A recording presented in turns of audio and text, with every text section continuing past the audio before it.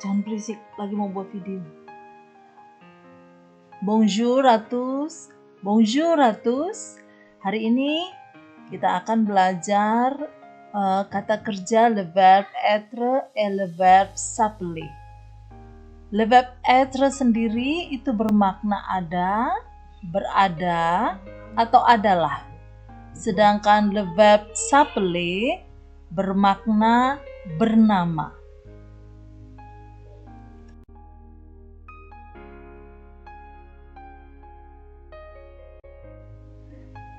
Berikut merupakan conjugaison être di dalam bahasa Prancis yang namanya suatu kalimat itu sama seperti dalam bahasa Indonesia yang terdiri dari subjek dan predikat. Tetapi kalau di dalam bahasa Prancis, bila sebuah kata kerja dasar, kata kerja awal, itu yang disebut dengan infinitif atau infinitif di dalam bahasa Prancis. Bila ingin menjadi sebuah kalimat, berarti harus digandeng dengan subjek. Setelah itu harus disesuaikan dengan subjek tersebut. Contohnya, untuk être sendiri ada je, itu bila digabungkan dengan être, dikonjugasi, itu menjadi je suis. Lalu untuk tu yang bermakna kamu menjadi tu es. Untuk il menjadi il est. Begitu juga dengan elle yang merupakan kata ganti orang ketiga tunggal khusus untuk perempuan. Elle itu menjadi elle. Lalu nous yang bermakna kita atau kami menjadi nous sommes. Lalu untuk Anda atau Anda sekalian itu vous menjadi vous êtes. Dan untuk mereka laki-laki dan perempuan bila digabungkan menjadi satu kelompok menjadi mereka, itu subjeknya il dengan ditambahkan dengan s ya untuk membedakan dengan kata ganti orang ketiga tunggal, tetapi s-nya tidak dibaca, tetap saja sama saja, tetapi dia bukan ile menjadi ils sont.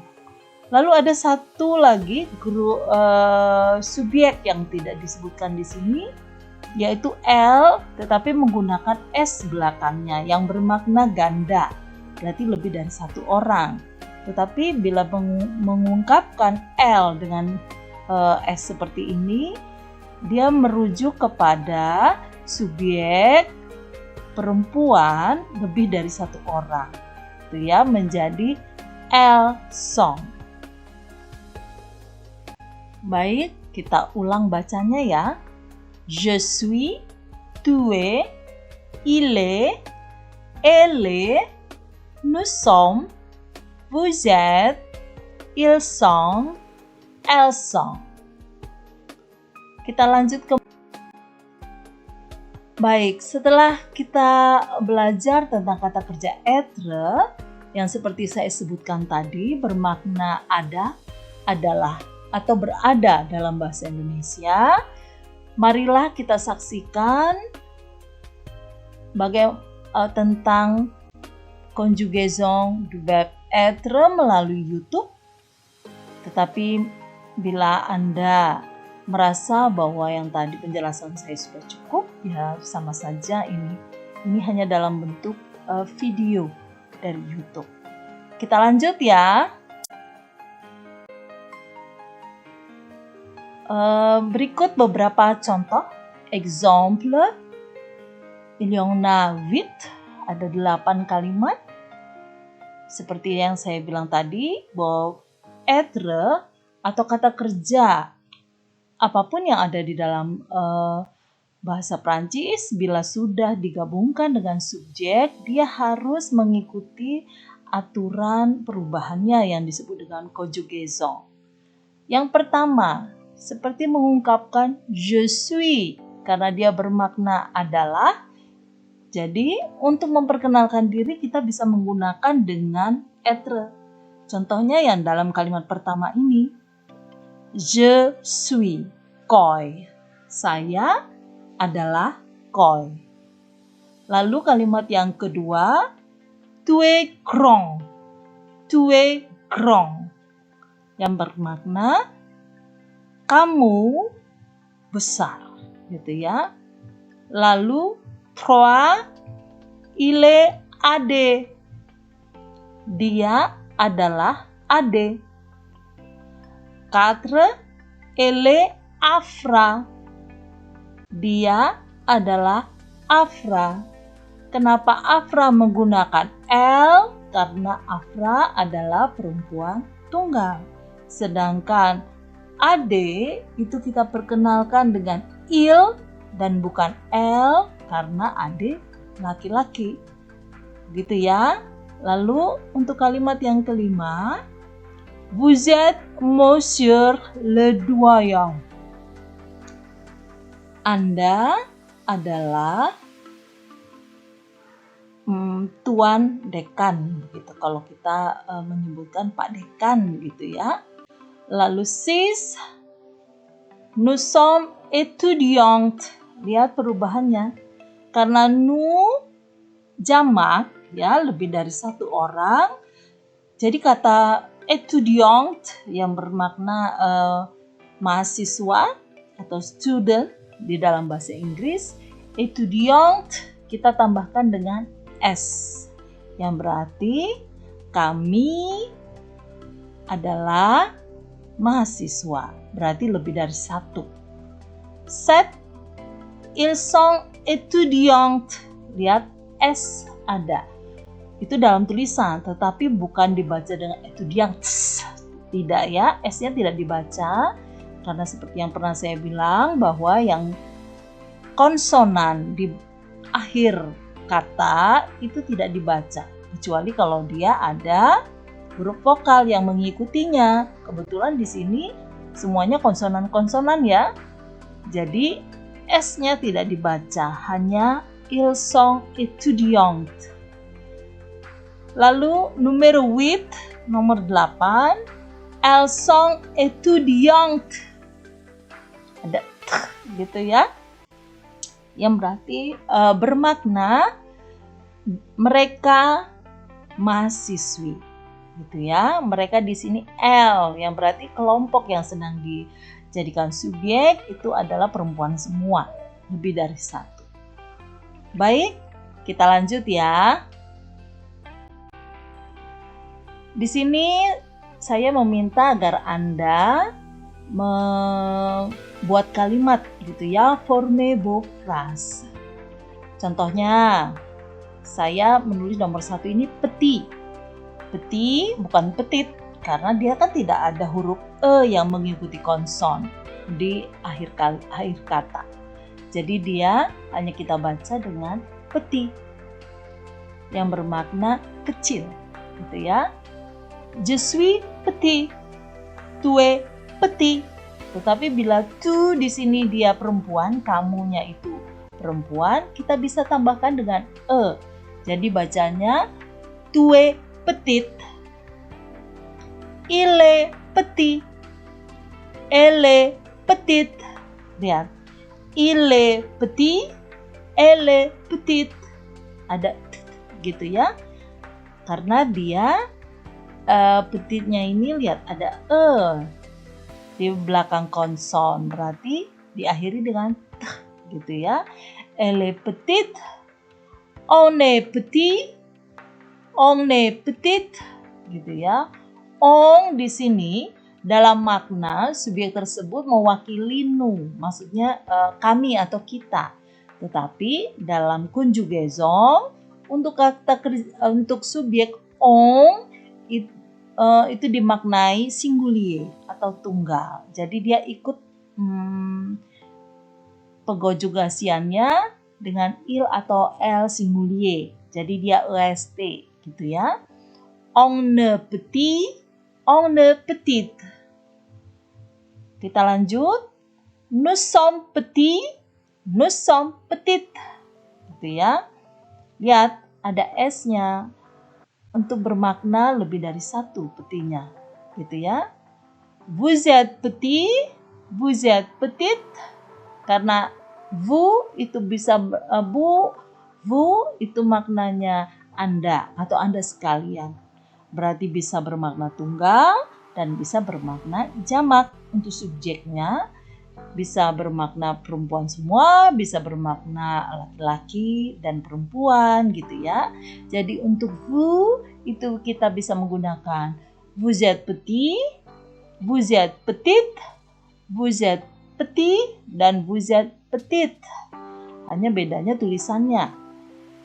Bila petit yang merupakan kata sifat ini dia lebih dari satu, bila laki-laki hanya tambah S saja.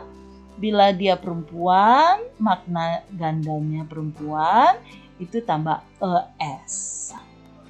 Lalu, ils sont petits. Mengapa tidak ditambah ES? Karena il yang ada S-nya itu il pluriel.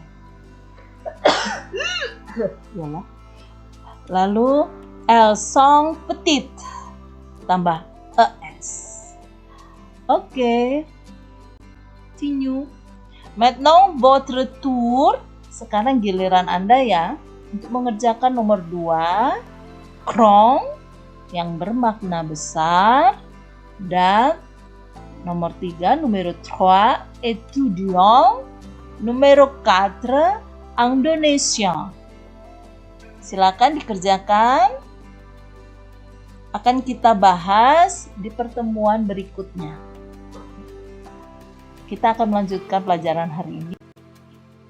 Yang belum adalah kata kerja kedua, yaitu s'appeler. S'appeler itu bermakna saya bernama. Ya, maknanya s'appeler bernama. Contohnya, untuk conjugaisonnya. Dengarkan baik-baik ya. Je m'appelle, tu t'appelles, il s'appelle, elle s'appelle, nous nous appelons, vous vous appelez, il s'appelle, elle s'appelle. Lihat. Il s'appelle, elle s'appelle. Kalau yang singulier, il s'appelle, elle s'appelle. Itu untuk konjugasinya. Lihat perbedaannya. Kalau untuk nous dan vous, untuk appelnya itu L-nya hanya satu ya, tidak dua. Kalau yang lainnya itu L-nya dua. Untuk lebih agar dapat lebih paham, bila Anda merasa belum cukup, Anda bisa menonton lewat YouTube ya. Di sini saya sudah memberi linknya. Silakan kalau misalnya Anda ingin belajar lebih dalam lagi. Baik, itu dengan example.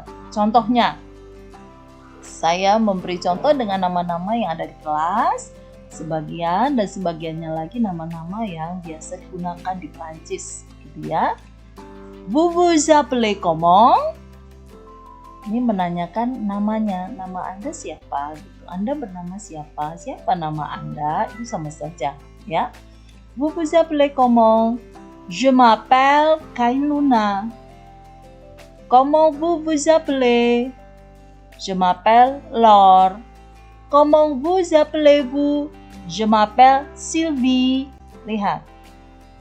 Perbedaan dalam menanyakan nama seseorang dengan subjek vous ini, ada vous vous appelez comment, ada comment vous vous appelez, ada comment vous appelez-vous, itu maknanya sama. Siapakah nama Anda? Gitu ya.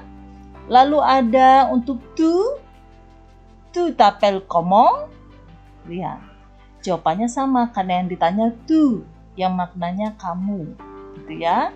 Kita bisa bertanya dengan menggunakan tu bila kita merasa kita seumuran deh sama dia, gitu ya. Kalau dengan vous itu untuk sangat formal, bila memang kita sama sekali dia lebih tua dari kita, atau misalnya kita menghormati, kita bisa menggunakan vous vous appelez comment, atau comment vous vous appelez, atau comment vous appelez-vous. Bila kita merasa seumuran, sepantar, kita bisa menggunakan tu t'appelles comment, gitu ya. Je m'appelle Bertrand. Lalu il s'appelle comment? Dia namanya siapa ya, gitu. Il s'appelle François. Elle s'appelle comment? Elle s'appelle Françoise. Lihat. Untuk laki-laki, François. Untuk perempuan, namanya Françoise. Gitu ya. Karena ada huruf E yang mengikuti konson, itu kenapa Françoise untuk yang L gitu ya. Sedangkan yang il hanya François. Il s'appelle François. Yang terakhir, il s'appelle comment? Mereka namanya siapa? Itu bisa berarti menanyakan nom, nama keluarga. Karena mereka itu kan lebih dari satu. Jadi kita bisa menyebutnya dengan menjawab il s'appelle les Sirac. Mereka itu Sirac dari keluarga Sirac gitu ya. Siracnya jangan ditambah S karena Sirac itu nama. Nama tidak boleh ditambah S gitu ya. Biarkan saja seperti itu kalau nom. Baik, kita formez vos phrases. Maintenant votre tour pour former vos phrases. Sekarang giliran Anda untuk membuat kalimat gitu ya. Saya kasih contohnya. Ini ada dua orang ya, dialog. Kita lihat ada Monsieur A, Monsieur B,